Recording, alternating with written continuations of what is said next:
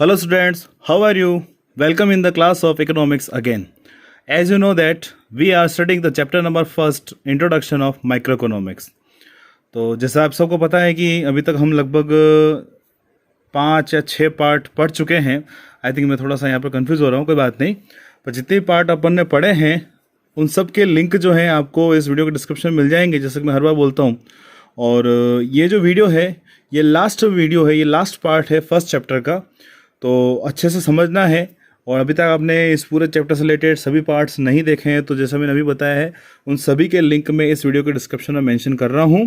तो आप description box में जाकर हर एक वीडियो के लिंक को ओपन करके पहले आप उनको देखिए, अगर आपने उनको नहीं देखा है तो. ठीक है, ये आपकी फैसिलिटी के लिए है ताकि आपको ढूंढना नहीं पड़े इधर उधर, आपको डायरेक्टली सभी लिंक जो है एक जगह मिल जाए. ओके, तो बढ़ते हैं आगे और उस पूरे चैप्टर को फिनिश करते हैं. ये जो लास्ट पार्ट है इसमें हम देखेंगे कि पीपीसी क्या होता है. पीपीसी क्या होता है तो हम देख चुके हैं. पीपीसी की properties, what are the main properties of PPC, production possibility curve. और उसके बाद जो इम्पोर्टेंट कंसेप्ट्स हैं, opportunity cost and marginal opportunity cost, जो जनरली एग्जाम बहुत ज़्यादा पूछा जाता है, diagram with diagram in the form of definition, तो सब हम डिटेल में यहाँ पर समझेंगे. ओके, तो अभी तक हमने जो इस चैप्टर में पढ़ा है वो सब आपको पता है. सब उसके लिंक आपको मिल जाएंगे कि इसका सब्जेक्ट मैटर क्या है, माइक्रो मैक्रो डिफरेंस क्या है, पॉजिटिव इकोनॉमिक्स नॉर्मेटिव इकोनॉमिक्स क्या है ना, what is positive economics analysis, what is normative economic analysis. फिर उसके बाद सेंट्रल प्रॉब्लम्स, सॉल्यूशंस, कैसे अलग अलग इकोनॉमी में जो सेंट्रल प्रॉब्लम्स हैं वो सॉल्व होती हैं, उनके सॉल्यूशंस क्या होते हैं, वो सब हमने डिस्कस किए थे. फिर उसके बाद हमने जो रिसोर्सेज की जो मेन प्रॉपर्टीज़ पढ़ी थी, there are 2 basic properties of resources. First, resources are scarce and they have alternative uses. इसी कारण इकोनॉमी में प्रोडक्शन पॉसिबिलिटीज़ जो होती हैं वो अपने सामने आती हैं. और उन प्रोडक्शन पॉसिबिलिटीज़ को हम जब टेबल में रिप्रेजेंट करते हैं तो it is known as production possibility set. And जब इसको ग्राफिकल रिप्रेजेंटेशन फॉर्म में शो करेंगे तो it is known as production possibility curve. जो हम सब कुछ देख चुके हैं, उसमें रोटेशन शिफ्टिंग कब होती है, क्या इसके पीछे मेन कॉजेज होते हैं, वो सब हम यहाँ पर डिटेल में समझ चुके हैं. अब बात आती है अपने पास कि जो पीपीसी की जो मेन प्रॉपर्टीज़ हैं वो क्या होती हैं. जैसे कि पीपीसी ये बने हुए हैं 2 पीपीसी. हम लास्ट देखा था पार्ट में कि जब एक्स और वाई दोनों ही कमोडिटीज़ की टेक्नोलॉजी पहले से एफिशिएंट हो जाए, सुपीरियर हो जाए, तो उस कंडीशन में पीपीसी जो है वो राइटवर्ड शिफ्ट हो जाता है. तो आप देख रहे हैं यहाँ पर efficient technology for both commodity X and Y. तो इस कंडीशन में पीपीसी जो है वो ओरिजिनल कंडीशन से राइटवर्ड आगे की तरफ शिफ्ट हुआ है. ठीक है, तो अब बात आती है कि इस पीपीसी की जो प्रॉपर्टीज क्या है वो क्या दिख रही है आपको. सबसे फर्स्ट क्या है, पीपीसी स्लोप्स डाउनवर्ड्स. यहाँ पर मैं 2 पीपीसी बनाए पर दोनों ही पीपीसी क्या है, उनका स्लोप डाउनवर्ड है ना. देख रहे हैं, लेफ्ट टू राइट नीचे की तरफ है, नेगेटिव स्लोप है. सॉरी, हाँ नेगेटिव इसको तो बोल सकते हैं अपन, पर इसका थोड़ा कॉनकेव शेप में होता है. कॉनकेव शेप क्यों होता है, इसके पीछे क्या कारण है वो अपन देखेंगे. तो सबसे पहली बात तो ये कि पीपीसी हमेशा जो है वो जो left right downward slope curve में ही होगा. हमेशा हम कभी भी हम पीपीसी को बनाएंगे तो वो लेफ्ट राइट डाउनवर्ड पार्ट में होगा. ठीक है, एक बार वापस बना के बता रहा हूँ आपको. यहाँ पर मैं ये अपन एक्स और एक्सिस लिए और ये पीपीसी बनाया, तो देख रहे हैं यहाँ पर पीपीसी जो है वो लेफ्ट टू राइट ये इस तरीके से नीचे की तरफ बनता है. तो इसका जो स्लोप होता है वो डाउनवर्ड नीचे की तरफ होता है. ओके, तो first PPC slopes downwards from left to right. It is because in a situation of full utilization of given resources, production of one good can be increased only after sacrificing some amount of quantity of the other good. इसी कारण से PPC वो left right downward slope curve में हमें देखने को मिलता है. ये बात आप हमेशा ध्यान रखना. ठीक है, अब ऐसा क्यों होता है, कैसे होता है. जैसे कि हम यहाँ पर लेते हैं एक पीपीसी अपन ने बनाया. सपोज अपन एक पीपीसी बना रहे हैं ये वाला, और यहाँ पर प्रोडक्शन हो रहा है. एक्स का प्रोडक्शन ये इधर हो गया, वाई का प्रोडक्शन इतना हो गया. अब सपोज एक्स का प्रोडक्शन बढ़ाना है, सपोज एक्स का प्रोडक्शन इतना उससे इंक्रीज करना है. यहाँ पर थोड़ा सा कलर चेंज कर देते हैं ताकि आपको पता चल जाएगा. ठीक है, ओ कलर रेड ही लेते हैं अपन. एक बार काम करते हैं, ये अपन ने पीपीसी बनाया. ओके, अब सपोज यहाँ पर प्रोडक्शन हो रहा है जिसमें x का प्रोडक्शन ये हो गया, y का प्रोडक्शन अपने पास ये हो गया। अब अगर x की कुछ यूनिट उसे इंक्रीज करनी, प्रोडक्शन बढ़ाना है, तो यहाँ पर y का प्रोडक्शन जो है वो कम हो जाएगा। क्यों? क्योंकि कुछ रिसोर्सेज y के प्रोडक्शन से शिफ्ट करने पड़ेंगे हमें, किधर? x के प्रोडक्शन में, क्योंकि अपने पास रिसोर्सेज जो वो फिक्स हैं। अगर फिक्स अमाउंट रहते हुए रिसोर्सेज के, अगर दोनों कमोडिटीज़ के प्रोडक्शन में से एक कमोडिटी के प्रोडक्शन को हमें इंक्रीज करना है, तो उस कंडीशन में यह फिक्स से जाहिर है कि जो सेकंड कमोडिटी का जो प्रोडक्शन है वो कम होगा, क्योंकि हमें रिसोर्सेज शिफ्ट करेंगे तभी हम y के प्रोडक्शन में से रिसोर्सेज शिफ्ट करेंगे x की तरफ, तभी x का प्रोडक्शन बढ़ पाएगा। इसलिए जैसे जैसे x का प्रोडक्शन इंक्रीज होगा, as the amount of x increases the production of y decreases. इसलिए इस कंडीशन में पीपीसी जो है वो left to right downward slope curve में होता है। Okay, it is always has downward slopes left to right, नीचे की तरफ होता है। क्लियर? इसके पीछे कारण क्या है? क्योंकि रिसोर्सेस कांस्टेंट है, ठीक है, और कांस्टेंट रिसोर्सेज के रहते हुए अगर एक का प्रोडक्शन बढ़ाना है, दूसरे का प्रोडक्शन कम करना होगा, क्योंकि रिसोर्सेज हमें यहाँ पर शिफ्ट करना होते हैं। अपने पास रिसोर्सेज जो होते हैं वो कांस्टेंट है, फिक्स है। एक तो हो गई फर्स्ट उसकी feature. Next, second, PPC is concave to the point of origin, और what is the slope of PPC. अगर आपको PPC is concave the point of origin अगर ये लिखना है तो भी ये डिस्क्रिप्शन होगा इसका पॉइंट में। अगर what is the slope of PPC ये लिखना है तो भी डिस्क्रिप्शन यही होगा आपके सामने, ये डिस्क्रिप्शन आपको मेंशन करना है। क्लियर? तो अब पीपीसी का जो स्लोप है वो हमें यहां पर कॉन्केव देखने को मिलता है। मतलब पीपीसी जो है वो हमेशा कॉन्केव शेप में होगा। ये अपन ने यहां पर पीपीसी बनाया, ये देख रहे हैं आप, इसका शेप ये होगा कॉन्केव। मतलब ये इस पॉइंट से आप देख रहे हैं, ये जो पॉइंट है ना, ये इसका शेप इस प्रकार से होगा। कॉन्केव बोलते हैं, कॉन्केव लेंस होता है ना, वैसे इस प्रकार से, कॉन्वेक्स नहीं होता है। कलर चेंज करके बताता हूं आपको मैं। ये जो आप देख रहे हैं, ये इसका शेप जो है वो कॉन्केव है, ठीक है। कॉन्केव, कॉन्वेक्स होता क्या होता? कॉन्वेक्स होता तो उसका शेप हमें इस प्रकार से देखने को मिलता, ठीक है। कॉन्वेक्स होता तो शेप जो है हमें वो ये इस प्रकार देखने को मिलता है। ये कहलाता है पॉइंट ऑफ ओरिजिन। ये कॉन्वेक्स, और ये इस पॉइंट ऑफ ओरिजिन से, कौन सा? ये वाला, ये पॉइंट ऑफ ओरिजिन है। यहां से हम देख रहे हैं तो पीपीसी जो वो कॉन्केव, ये शेप लिए हुए देख रहे हैं, बिल्कुल स्ट्रेट लाइन नहीं है।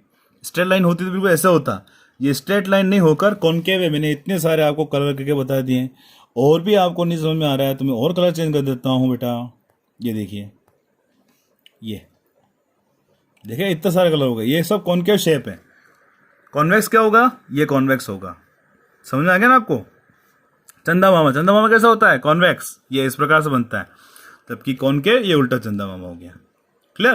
तो इसका शेप ये इस प्रकार से होता है, कॉन्केव होता है। ये क्या कारण है? इसके पीछे ऐसा क्यों होता है?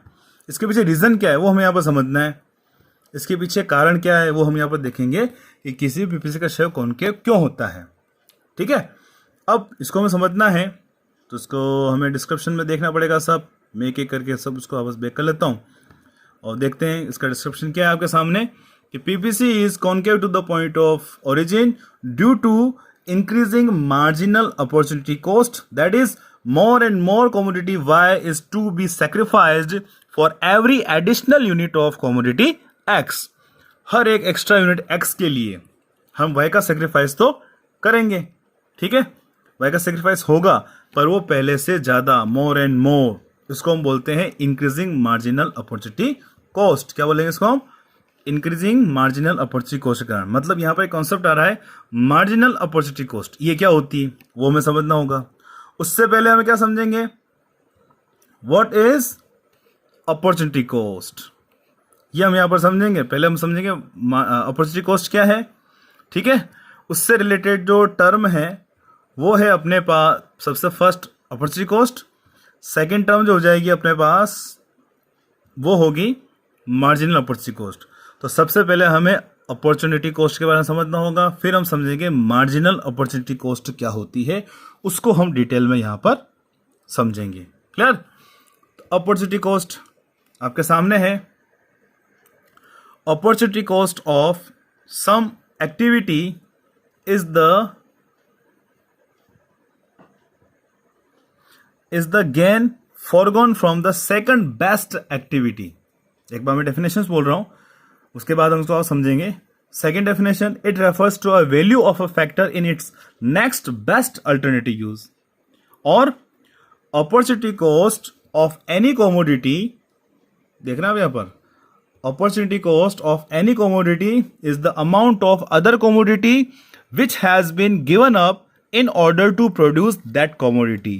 मतलब हम किसी एक सिंगल कमोडिटी के एक्स्ट्रा प्रोडक्शन चाहते हैं, तो उसके एवज में हमने सेकंड को क्या सेक्रीफाइस किया, सेकंड का क्या सेक्रीफाइस किया, वो यहां पर अपने अपॉर्चुनिटी कॉस्ट कहलाता है।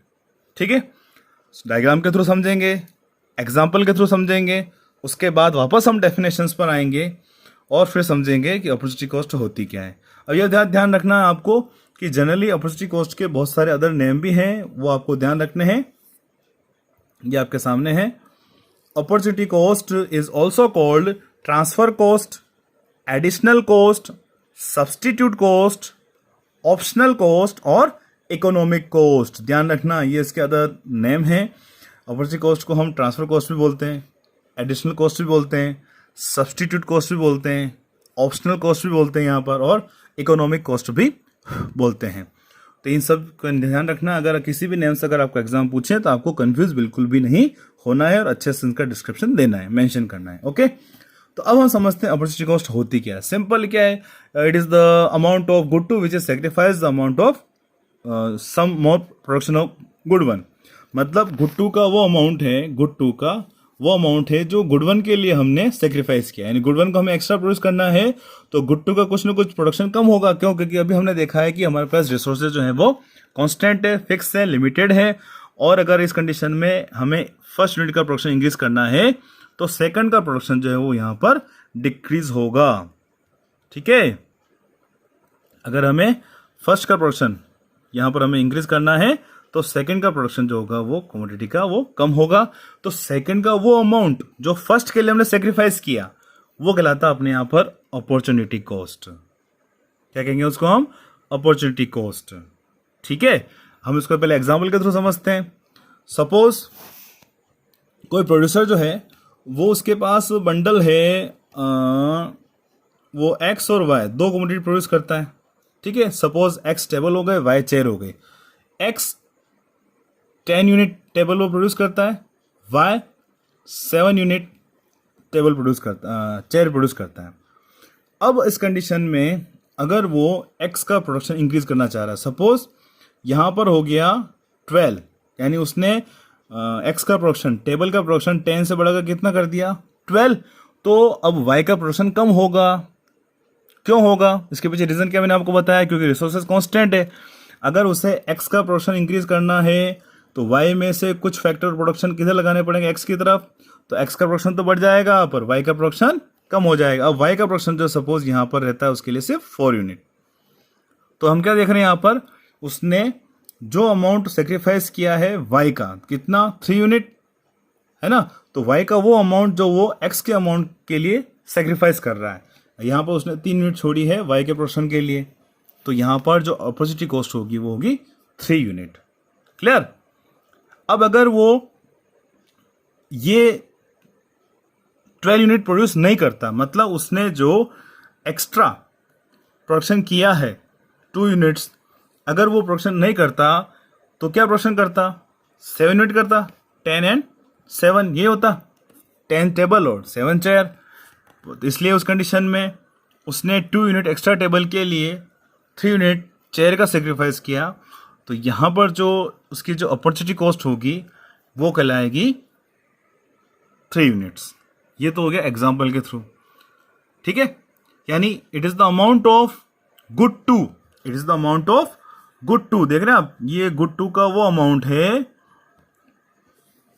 जो प्रोड्यूसर गुड वन के लिए सेक्रीफाइस कर रहा है। गुड वन की उसने 2 यूनिट एक्स्ट्रा प्रोड्यूस की, तो इसलिए उसने 3 यूनिट गुड टू की सेक्रीफाइस की। तो ये उसकी यहां पर अपॉर्चुनिटी कॉस्ट कहलाएगी। इसकी और डेफिनेशन क्या है? It is the next best alternative use of resources. मतलब नेक्स्ट बेस्ट क्या होता? अगर वो 3 यूनिट प्रोड्यूस नहीं करता, या सॉरी 2 यूनिट टेबल की प्रोड्यूस नहीं करता, तो किसका प्रोडक्शन होता? किसका? टेबल का प्रोडक्शन होता एक्स्ट्रा 3। तो अगर उसने यहाँ पर प्रोडक्शन नहीं करके टू का उसने टेबल का एक्स्ट्रा प्रोडक्शन नहीं किया होता, तो उन रिसोर्सेज का जो प्रोडक्शन था वो सेकंड बेस्ट टेबल था, 3 यूनिट टेबल वो प्रोड्यूस कर रहे थे। क्लियर? ये तो हो गया एग्जाम्पल। अब इसको डिटेल में समझते हैं। आई होप, मुझे पूरी आशा है कि आपको समझ थोड़ा कम आ रहा है अब, क्योंकि एग्जाम्पल तो आपको समझ में आ गया यहाँ पर कि उसने 3 यूनिट सेक्रीफाइस किए हैं 2 यूनिट के लिए, तो गुट्टू का जो अमाउंट है 3 यूनिट वो यहाँ पर उसकी अपॉर्चुनिटी कॉस्ट हो जाएगा। अब इसको हम एग्जाम्पल के थ्रू समझते हैं, डायग्राम में समझते हैं। हमने बोला ना, it is the next best alternative use of resources. हमारे पास जो भी रिसोर्सेज, आपके सामने एक पीपीसी, इसको थोड़ा सा मैं इनलार्ज कर देता हूँ ताकि आपको समझ में आएगा अच्छे से। ये अपने पास एक पीपीसी है। क्लियर? अब इस पीपीसी में आप क्या देख रहे हैं कि एक्स एक्सिस पर यूज 1 दिया है और वाई एक्सिस पर यूज 2, मतलब जो भी रिसोर्सेज हैं उन सभी रिसोर्सेज को हम अगर यूज 1 पर लगा देते हैं तो 400 रुपीज का प्रोडक्शन करते हैं वो यूज 1 में। कितने का? 400 रुपीज का। और अगर यूज 2 में उसको अप्लाई करते हैं तो वहां पर कितना कर रहे हैं वो? 500 का। क्लियर? 500 का प्रोडक्शन कर रहे हैं। अब एक प्रोड्यूसर के पास जितने भी रिसोर्सेज हैं उन रिसोर्सेज से अगर वो यूज 2 में उनको लगाता है तो उसको 500 रुपीज का प्रोडक्शन होगा। ठीक? अगर यूज 1 में लगाता है तो उसको 400 रुपीज का प्रोडक्शन मिलेगा। तो जाहिर है ड्यू टू प्रॉफिट मोटो किस यूज में लगाना चाहिए? प्रोड्यूसर को अपने रिसोर्सेज कौन से यूज में लगाएगा? यूज 1 में लगाएगा या यूज 2 में उसको यूज करेगा? सोचिए। Obviously use 2। क्यों? क्योंकि यहां पर उससे जितने रिसोर्सेज उससे उसको 500 रुपीज का प्रोडक्शन मिल रहा है, जबकि यूज 1 में सिर्फ 400 रुपये का प्रोडक्शन मिल रहा है। तो उसने यहां पर कौन सा चूज करेगा? यूज 2 को चूज करेगा। अपने जो भी रिसोर्सेज हैं वो यूज 2 में लगाएगा, 500 रुपीज का प्रोडक्शन करेगा, 400 रुपीज का प्रोडक्शन वो छोड़ देगा। यहाँ पर उसने क्या सेक्रीफाइस किया? 500 रुपीज प्रोडक्शन के लिए 400 रुपीज का प्रोडक्शन जो उसने सेक्रीफाइस किया, इसलिए यहाँ पर अपॉर्चुनिटी कॉस्ट 400 रुपीज है, यानी यूज 1 है। यूज 2 की अपॉर्चुनिटी कॉस्ट यूज 1 है, क्योंकि उसने यूज 2 को चूज किया और यूज 1 को सेक्रीफाइस कर दिया। ड्यू टू प्रॉफिट मोडो कहाँ उसको मिल रहा है? It is the next best alternative use of resources. Resources जो भी हैं उनसे बेस्ट क्या हो रहा है? 500 रुपए का प्रोडक्शन। और अगर उनको यहां पर नहीं लगाएगा, उसका नेक्स्ट बेस्ट कौन सा है? यूज 1 400 रुपये का प्रोडक्शन। तो दोनों डेफिनेशन हो गए यहां पर।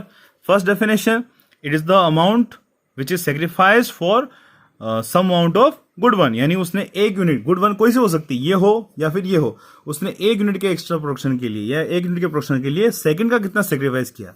तो उसने यूज 2 को यूज किया था, 500 रुपीज का उसने सेक्रीफाइस कर दिया, 500 रुपीज के लिए उसने 400 रुपीज का सेक्रीफाइस किया। तो यहां पर यूज 2 की अपॉर्चुनिटी कॉस्ट यूज 1 है। Second definition, it is the next best alternative use of resources. तो यहां पर देख रहे हैं जो भी रिसोर्सेज थे सबसे बेस्ट कौन सा हो रहा है? 500 रुपीज का प्रोडक्शन।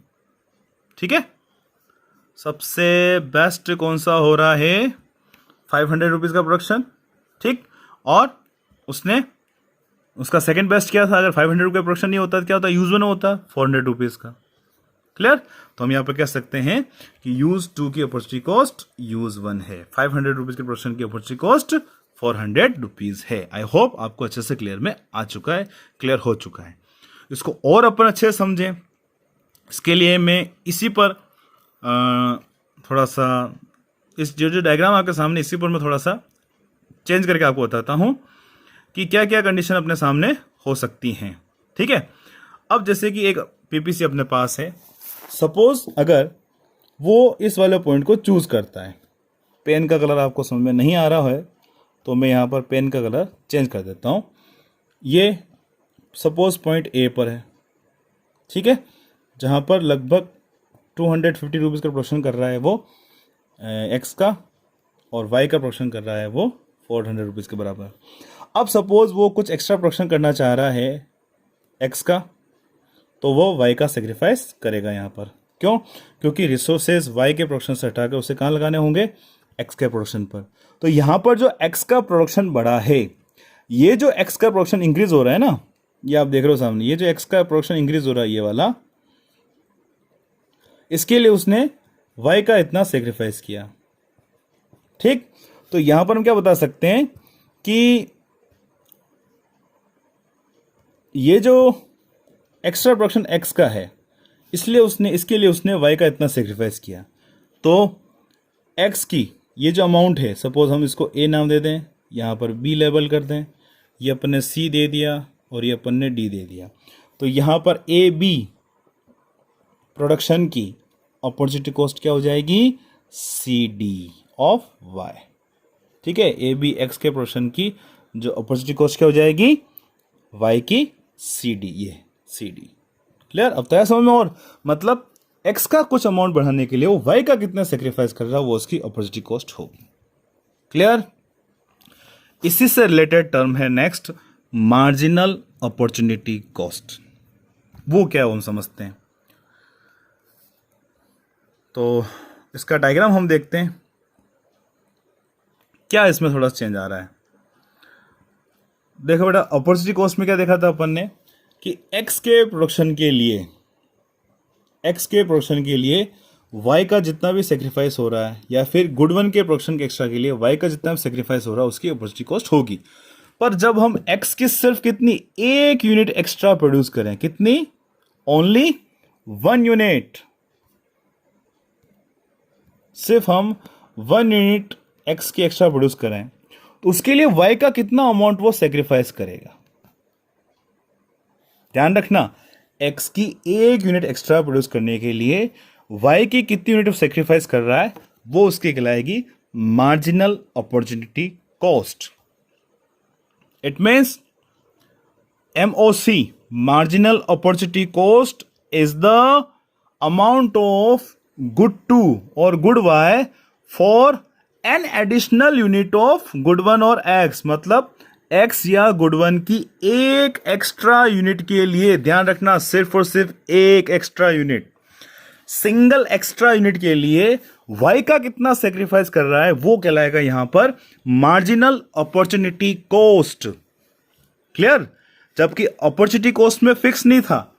अपॉर्चुनिटी कॉस्ट में x का हो सकता है कि वो 5 यूनिट एक्स्ट्रा प्रोड्यूस कर रहा हो, या 7 यूनिट एक्स्ट्रा प्रोड्यूस कर रहा हो, या 8 यूनिट एक्स्ट्रा प्रोड्यूस कर रहा हो, वो कोई फिक्स नहीं था अपॉर्चुनिटी कॉस्ट में। पर मार्जिनल अपॉर्चुनिटी कॉस्ट में सिर्फ और सिर्फ x की वो एक यूनिट अगर एक्स्ट्रा प्रोड्यूस करना चाह रहा है, तो इसके लिए वो y का कितना सेक्रीफाइस करेगा, it is known as marginal opportunity cost. Clear? इसको हम यहां पर समझते हैं। आपके सामने डायग्राम है, आप देख रहे हैं डायग्राम में यहां पर कि एक पॉइंट ए है, इस पॉइंट ए पर वो कॉटन की 9 यूनिट प्रोड्यूस कर रहा है, जबकि एक्स की मतलब कॉर्न की 1 यूनिट प्रोड्यूस कर रहा है। क्लियर? अब यहां पर अगर वो कॉर्न की एक एक्स्ट्रा यूनिट प्रोड्यूस करना चाहे, कितनी, सिर्फ और सिर्फ सिंगल यूनिट, एक यूनिट एक्स्ट्रा प्रोड्यूस करना चाह रहा है कॉर्न की, तो उस कंडीशन में उसने वाई का या फिर कॉटन का सेक्रीफाइस किया, लॉस हुआ। देख रहे हैं, वो पॉइंट बी पर आ गया, पहले ए पे था, अब वो बी पर आ गया है। ये कंडीशन अपने सामने है, ये पहले कंडीशन थी। ठीक है, अब वो ए से बी पॉइंट पर आ गया, क्योंकि वो एक्स की एक एक्स्ट्रा यूनिट वो प्रोड्यूस करना चाह रहा है, कितनी, एक एक्स्ट्रा यूनिट। तो उस कंडीशन में वो वाई का कुछ ना कुछ प्रोडक्शन वो पॉइंट बी पर आ गया। तो हम क्या देख रहे हैं, यहां पर इतना लॉस उससे वहां पर हुआ है, यानी वो 9 यूनिट से कितने पर आ गया, पहले 9 यूनिट था, अब कितना हो गया, 7 यूनिट, जैसा कि आपके सामने। तो उसने एक यूनिट एक्स्ट्रा एक्स के लिए वाई का कितना सेक्रीफाइस किया, 2 यूनिट। तो यहां पर मार्जिनल अपॉर्चुनिटी कॉस्ट हो जाएगी 2 यूनिट्स। क्यों? क्योंकि उसने एक एक्स्ट्रा यूनिट एक्स के लिए उसने वाई का 2 यूनिट का सेक्रीफाइस किया। अगर वो 3 यूनिट का सेक्रीफाइस करता तो मार्जिनल अपॉर्चुनिटी कॉस्ट होती 3 यूनिट। अगर वो 4 यूनिट का सेक्रीफाइस करता तो मार्जिनल अपॉर्चुनिटी कॉस्ट होती 4 यूनिट। ठीक है, तो उस कंडीशन में हमारे पास फॉर्मूला क्या होगा, क्या फॉर्मूला अपने पास आ सकता है, तो मार्जिनल अपॉर्चुनिटी कॉस्ट का फॉर्मूला क्या होता है वो भी आपके सामने है। Marginal opportunity cost is equal to good 2 upon good 1, और गुड 2 अपॉन गुड 1 ऐसा भी नहीं, डेल्टा, देख रहे हैं, डेल्टा ये बताता है चेंज को, मतलब चेंज कितना आया है। ठीक है, चेंज कितना हुआ है, तो delta good 2 upon delta good 1, good 2 में चेंज कितना आया है, 2 का, ठीक है, अपॉन डेल्टा गुड 1 में चेंज कितना आया है, 1 यूनिट का। तो यहां पर मार्जिनल अपॉर्चुनिटी कॉस्ट हो जाएगी 2 upon 1 is equal to 2 units. Clear. अब ये जो मार्जिनल अपॉर्चुनिटी कॉस्ट होती है वो लगातार गिरती हुई होती है। क्या होती है? लगातार गिरती हुई होती है, ये डाउन ट्रेंड में होती है। हम यहां पर इसको समझते हैं, अपने पास जो एग्जाम्पल दे रखा है हम अलग अलग चीज को लेते हैं। सपोज सबसे पहले पॉइंट ए पर थे जहां पर ये कंडीशन थी, 1 यूनिट कॉर्ड की, 9 यूनिट कॉटन की थी। उसने एक एक्स्ट्रा प्रोड्यूस की यूनिट किसकी? बी पॉइंट पर जाएगा। एक्स की एक एक्स्ट्रा यूनिट उसने प्रोड्यूस की, तो उसने कितना सेक्रीफाइस किया? यहाँ पर 2 यूनिट का सेक्रीफाइस किया। देख रहे हैं आप, 9 से वो 7 पर आ गया है। अब अगर वो और एक्स्ट्रा यूनिट प्रोड्यूस करे, किसकी? एक्स की। सपोज अगर वो 3 यूनिट एक्स्ट्रा प्रोड्यूस करना चाह रहा, सॉरी, एक एक्स्ट्रा यूनिट प्रोड्यूस करना चाह रहा है, मतलब 2 से 3 हो गया, तो उस कंडीशन में वो पॉइंट सी पर आ जाएगा और कॉटन का प्रोडक्शन कितना हो जाएगा? 4 यूनिट। मतलब पहले 7 था, अब 4 हो गया, तो कितना सेक्रीफाइस किया उसने यहां पर? 3 का। तो देख रहे हैं, पहले उसने 2 का सेक्रीफाइस किया था, फिर उसने 3 का सेक्रीफाइस किया, और ऐसे आगे बढ़ता जाएगा। तो गुड 2 का जो अमाउंट होता है वो लगातार पहले से बढ़ता जाता है। जो सेक्रीफाइस तो करता है, पर वो अमाउंट जो सेक्रीफाइस करता है वो पहले से बढ़ता जाता है। इसको कहते हैं इंक्रीजिंग मार्जिनल अपॉर्चुनिटी कॉस्ट। यानी यहां पर मार्जिनल अपॉर्चुनिटी कॉस्ट है 2 यूनिट्स और यहां पर है मार्जिनल अपॉर्चुनिटी कॉस्ट 3 यूनिट, तो बढ़ रही है ना। तो इसीलिए पीपीसी जो होता है वो अपने पॉइंट ऑफ ओरिजिन से हमेशा कॉनकेव बनता है, ये कॉनकेव शेप में लेता है। So PPC has always concave shape. Why? Because और due to increasing marginal opportunity cost. Marginal opportunity cost के बढ़ने के कारण ही पीपीसी जो होता है वो हमेशा कॉनकेव शेप में होता है। क्लियर? आगे बात समझ में? इसको मैं और आपको एक डायग्राम के थ्रू समझाऊं। ये कुछ टर्म्स हैं, वो आप देख लेना बाद में। एक ब्लैंक स्पेस मेरे को चाहिए, तो ये एक ब्लैंक स्पेस अपने सामने है। हम सपोज एक पीपीसी को ड्रॉ करते हैं, ठीक है। Now we have a PPC.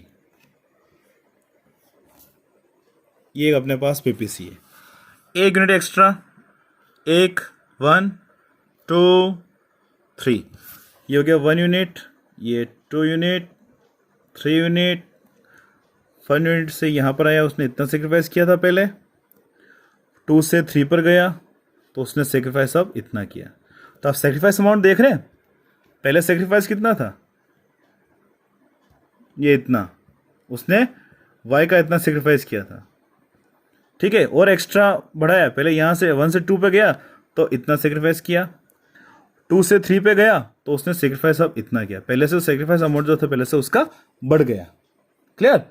तो उस कंडीशन क्या हो रहा है कि यहां पर जो मार्जिनल अपॉर्चुनिटी कॉस्ट जो है वो इंक्रीजिंग ट्रेंड में है, वो बढ़ती हुई है। इसीलिए जो पीपीसी जो हमेशा कॉनकेव शेप में होता है। क्लियर? अब इसकी जो फीचर थी ना, हम उसको वापस लेते हैं। ये इसकी जो फीचर्स थी, कहाँ गया? PPC, yes here is. Seconds की जो फीचर थी ना अपने पास, वो ये रही सामने अपने, कि PPC is concave to the point of origin. ये PPC is concave to the point of origin due to increasing marginal opportunity cost, that is more and more commodity Y is to be sacrificed for every additional unit of commodity X। मतलब हर एक extra unit X के लिए वो Y को sacrifice तो करेगा, पर पहले से ज्यादा। पहले इतना करा था, फिर वो इतना सेक्रीफाइस करेगा, फिर वो इतना सेक्रीफाइस करेगा। मतलब सेक्रीफाइस अमाउंट जो है Y का वो लगातार इंक्रीजिंग ट्रेंड में होगा। इसीलिए पीपीसी का जो शेप होता है वो कॉनकेव होता है, अपने ओरिजिन पॉइंट से वो कॉनकेव बनता है। क्लियर? ये इस प्रकार का कॉनकेव शेप होता है उसका।